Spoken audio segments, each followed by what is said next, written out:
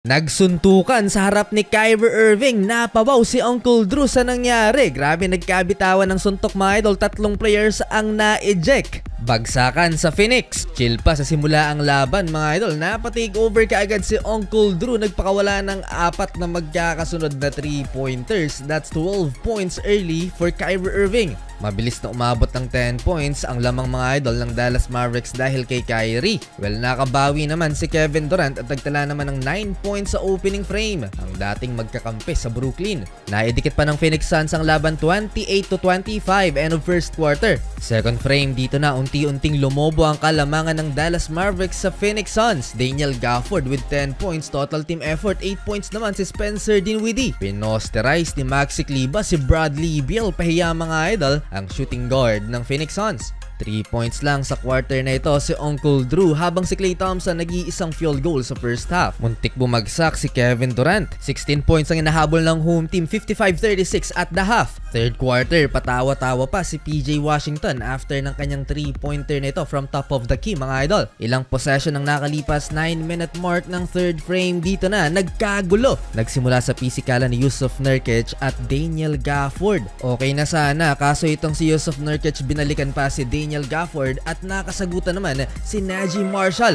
Nagulat si Kyrie Irving sa napakabilis na pangyayari at dun na nga nagkabitawan ng suntok.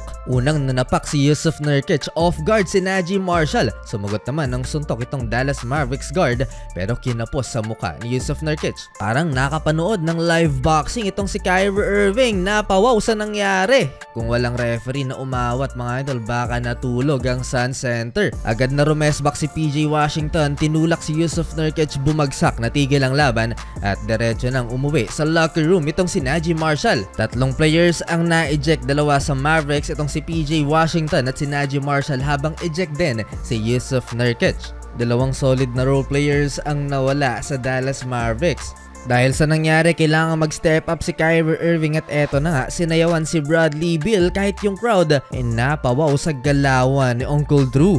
Pareho nang may 20 points itong si Kevin Durant at Kyrie Irving at the end of third quarter. 8 points alamang ng Dallas Mavericks, 72-64.